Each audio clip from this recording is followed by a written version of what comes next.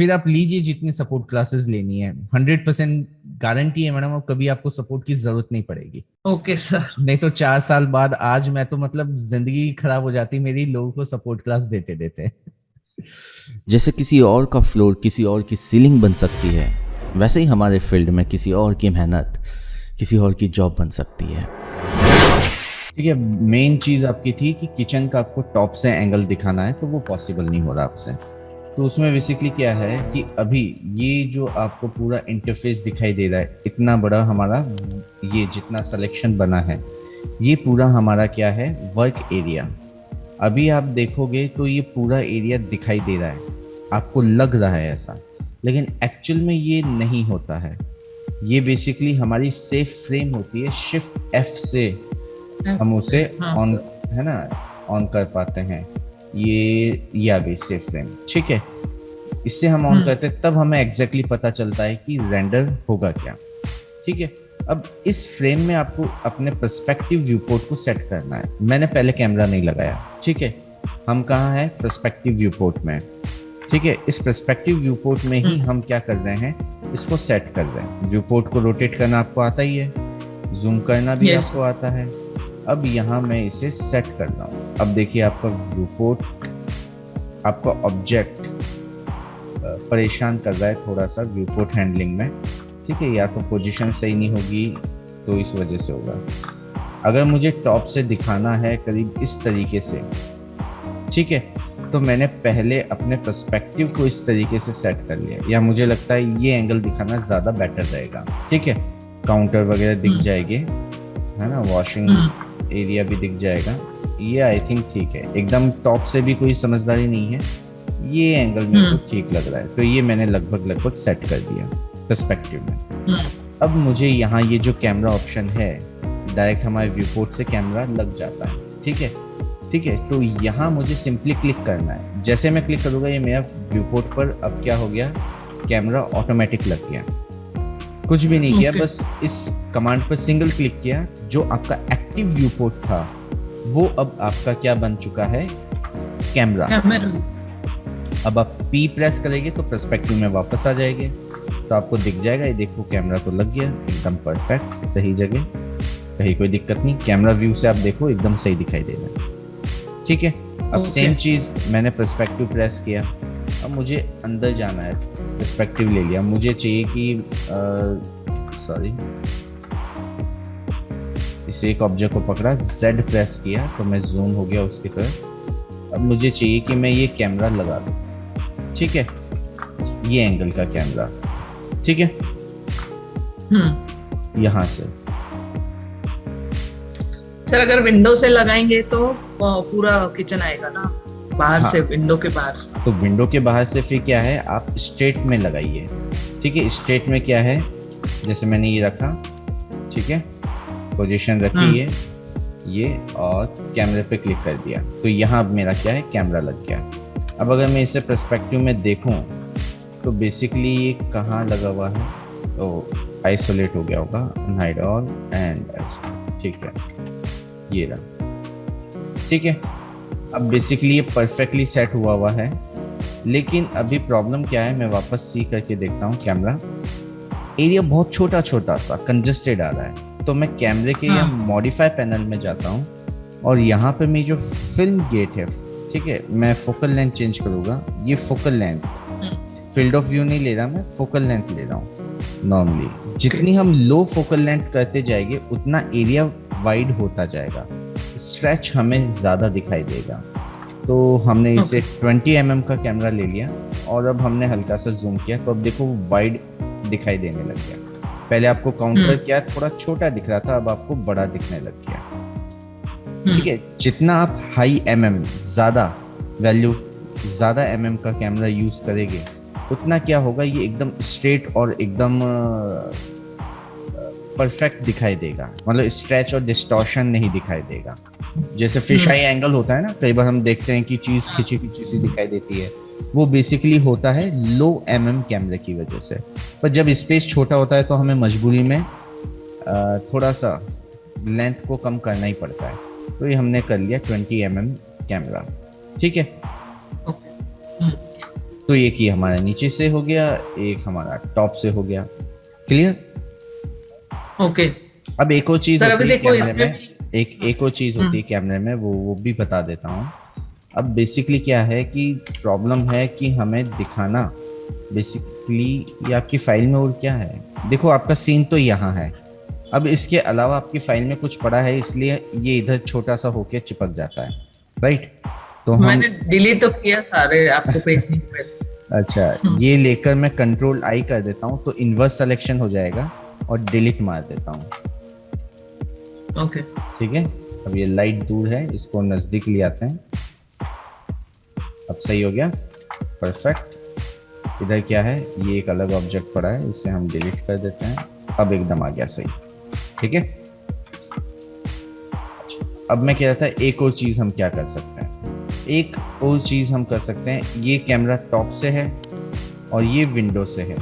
ठीक है, मैं चाहता हूं कि एक कैमरा इस एंगल से लग जाए, ठीक है, ताकि ये इधर की सारी चीजें दिख जाए। तो हम क्या कर सकते हैं, यहाँ से हम एक फिजिकल कैमरा लेते हैं, ठीक है, और हमने कैमरा ड्रॉ कर दिया। सर कहाँ से लिया आपने? यहाँ से, ये फिजिकल कैमरा, ये एक मिनट, जहाँ से कैमरा लेते हैं आपने भी तो लिया ही था। ओके ओके, हाँ, सेम जगह से लिया है। ठीक है, तो यहाँ से हमने फिजिकल कैमरा लिया और ये व्यू पोर्ट पे ड्रॉ कर दिया। ठीक है, अब क्या है कि इस कैमरे की हाइट और पोजीशन फ्रंट व्यू में मैं देख लेता हूँ, थोड़ा सा ऊपर ले लेता हूँ। ठीक है, सेंटर में सर, लेकिन वहाँ पे ग्लास लगी हुई है तो उसको पार करेगा कैमरा? हाँ, उसको पार ही तो करना है।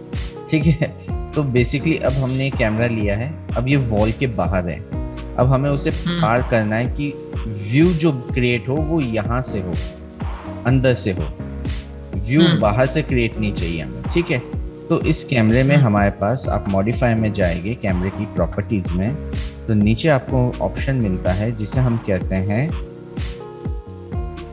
क्लिपिंग। ठीक है, आपको क्लिपिंग के ऑन करना है और यहाँ भी देखो नियर क्लिप आपको 0 है। आप जैसे जैसे क्लिप की डिस्टेंस बढ़ाते जाओगे आपको कैमरे के अंदर से एक रेड कलर की लाइन निकलती हुई दिखाई देगी।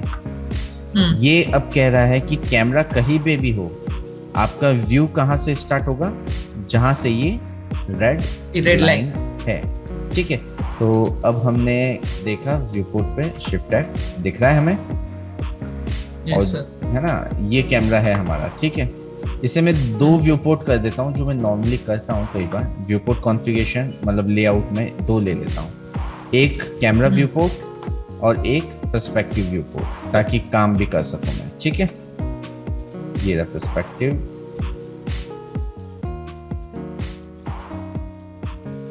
Grid of. ठीक है, ये मेरा कैमरा।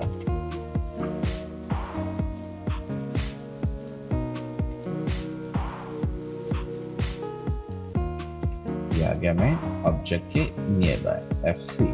ठीक है, ये मेरा कैमरा है, कैमरा पकड़ा। अब यहाँ से मैं देखूं, जितना मेरे को नियर क्लिप चेंज करना है मैं यहाँ से क्लिपिंग में चेंज कर सकता हूँ, और मेरा व्यू पोर्ट क्या होगा उतना क्रॉप होता रहेगा। अब अगर मेरे को ये काउंटर भी नहीं दिखाना है, ठीक है, आप अगर यहाँ देखें कैमरे व्यू में, ये जो कैमरा व्यू है इसमें अगर ये काउंटर भी मेरे को नहीं दिखाना है तो मैं इसे क्लिप कर सकता हूँ। तो अब क्या हुआ, सामने की कंप्लीट वॉल अब मेरी विजिबल हो गई। ठीक है, अदरवाइज ये इस तरीके से पैक हो रहा था, तो हमने इन सबको हटा। तो ये क्लिपिंग है, इसका हम यूज कर सकते हैं, और टॉप व्यू में हमें आराम से क्लिपिंग दिखती भी है, और नहीं तो हम पर्सपेक्टिव या कैमरा व्यू में भी चेक करके देख सकते हैं कहाँ से हमें व्यू दिखाना स्टार्ट करना है और नहीं करना है। ठीक है, तो ये 3 तरीके से हमने कैमरे प्लेस कर दिए। अब आप बताइए क्या चीज पूछना चाह रहे हैं।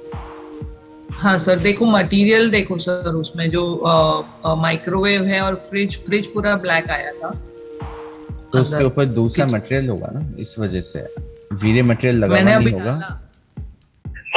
सॉरी, मैंने डाला फिर बाद में ये स्लॉट में फ्रिज पे जाके। पहले इसमें क्या है कि कोई और मटेरियल लगा होगा, इस वजह से। ये देखिए, एक तो फिजिकल मटेरियल आए हैं आपके सीन में, फिजिकल मटेरियल हम्म। बेसिकली ये रिट्रेस के होते हैं, आयरे के होते हैं, ठीक है। तो बेसिकली हमें वीरे मटेरियल्स ही यूज़ करने हैं, ठीक है। वीरे मटेरियल के लिए बेसिकली हमें वीरे ही लगाना पड़ेगा, आपको रिप्लेस करना ही पड़ेगा, तभी वो Okay, अच्छे sir. से दिखाई देगा, ठीक है। तो Okay. जो मतलब ब्लैक ये आ रहा सारे है, डाउनलोडेड ऑब्जेक्ट्स है। हाँ। देखिए आधे ऑब्जेक्ट्स हो सकते हैं सही से आ जाए, आधे ऑब्जेक्ट हो सकते हैं आपको मटेरियल वापस से करना पड़े, और आधे ऑब्जेक्ट्स हो सकते हैं मिसिंग हो जाए तो आपको रीलोकेट करना पड़े, ठीक है। तो इसीलिए अपन जब ट्यूटोरियल में बताते हैं तो हर एक मटेरियल बनाना बताते हैं। अब यहाँ देखिए कौन सा मटेरियल है, सब खाली है, एक भी मटेरियल नहीं है इस पर। टेबल का जो मैंने लिया है, पिक किया है, एक भी मटेरियल नहीं है, तो इस पे हमें मटेरियल लगाने पड़ेंगे। आप वो ट्यूटोरियल्स देखिए एक बार मटेरियल वाले, आपको क्लियर हो जाएगी चीज़ें, ठीक है। सर लेकिन ये मैंने वही मतलब 3D स्काई से ही डाउनलोड किया था, और वो वीडियो फाइल ही मतलब ली थी मैंने फिर भी, और शिफ्ट ये करके शिफ्ट F करके भी मैंने पूरा ये किया था। देखिए ओके भी करवाया कि अभी तो आपने एक भी टेक्सचर मेरे को भेजा नहीं है, आपने सिर्फ मैक्स फाइल भेजी है। और अगर शिफ्ट की करने के बाद भी कोई टेक्सचर मिसिंग है तो उसका कोई दूसरा लॉजिक नहीं है। उसका लॉजिक यही है कि जो आपने डाउनलोड किया है उसमें वो इंक्लूड नहीं था टेक्सचर, आपको वापस से बनाना पड़ेगा या लगाना पड़ेगा। ओके, ठीक है। हाँ। और सर ये मैं रेंडर भी कर रही थी तो कुछ मतलब बराबर नहीं आ रहा था, रेंडर भी कर रही थी तो देखिए यही मैडम, फाइल जैसे मैंने एक ही लाइट डाली है। देखिए मैडम, आप एक बार जो मैंने प्रैक्टिस फाइल दी है उस पर आप काम करेंगे तब तो क्या है, मैं आपको लाइव सपोर्ट दे सकता हूँ उस फाइल के ऊपर। आपके प्रोजेक्ट्स के ऊपर लाइव सपोर्ट नहीं होता, अच्छा ठीक है, उनके अलग से चार्ज होते हैं। क्योंकि मुझे पता है आपने ट्यूटोरियल देखा ही नहीं, तो जिस कॉस्ट में मैंने आपको ट्यूटोरियल दिया है उसमें मैं आपके नहीं सर, मैं देखती जा रही हूँ और करती जा रही हूँ, देखती जा रही हूँ और करती जा रही हूँ, ऐसे हो रहा है। लेकिन क्या है कि आपको पहले मेरी ही प्रैक्टिस फाइल पे काम करना है, तभी मैं आपको सही से समझा पाऊंगा, चीजों को रिलेट भी कर पाऊंगा। अभी तो क्या होता है मैडम, हर फाइल में अलग अलग कंडीशंस आ जाती है, बहुत सारी चीजें होती है कि हर फाइल में अलग तरीके से काम करना पड़ेगा हमें। लेकिन अगर आप एक बार उस फाइल के ऊपर काम कर लें तो 99% आपके सारे डाउट क्लियर हो जाएंगे। फिर अभी जो चीजें हमने पूछी है या अभी जो हमने की है, ये तो आप मुझसे पूछते ही नहीं। असल में ये सारी चीजें मैंने उसमें बताई हुई है। तो आप वीडियोस को देखकर एग्जैक्ट कॉपी कीजिए, इसलिए मैं प्रैक्टिस फाइल देता हूँ, फाइनल रेंडर फाइल नहीं देता। एग्जैक्ट आपको कॉपी करना है, जैसा जैसा मैंने किया है वैसा वैसा आप सेम काम कीजिए। फिर आप लीजिए जितनी सपोर्ट क्लासेस लेनी है, 100% गारंटी है मैडम, अब कभी आपको सपोर्ट की जरूरत नहीं पड़ेगी। Okay sir. नहीं तो 4 साल बाद आज मैं तो मतलब जिंदगी खराब हो जाती मेरी लोगों को सपोर्ट क्लास देते देते क्योंकि मैं कहता हूँ लाइफ टाइम सपोर्ट है ठीक है। तो वो पॉसिबल इसलिए नहीं हो पाता क्योंकि प्रैक्टिकली पॉसिबल नहीं है, और वो जरूरत नहीं पड़ेगी, ये 100% गारंटी है। Okay sir. हाँ, ये मेन तो मेरे को स्केल की इश्यू ही आ रही थी कि क्यों नहीं हो रहा है। ऐसे छोटे मोटे पहले हो रहा था यूनिफॉर्म, हाँ ऐसे छोटे मोटे प्रॉब्लम्स में कोई इशू नहीं है। ये तो देखिए मैडम, क्या सॉफ्टवेयर जितना आप यूज करते जाएंगे उतना आप प्रोफिशिएंट होते जाएंगे, आपको आइडिया लगता जाएगा कौन कौन से टूल्स कैसे काम करते हैं। तो टूल्स में तो कोई दिक्कत नहीं, आप जितनी बार चाहोगे उतनी बार मैं आपको बता दूंगा, टूल्स में कोई दिक्कत नहीं। ओके सर, ठीक है madam. Yes sir, thank you so much sir. और ये वीडियो भी मैं आपको शेयर कर देता हूँ अभी, ठीक है। Okay sir, thank you so much. Yes okay madam, bye.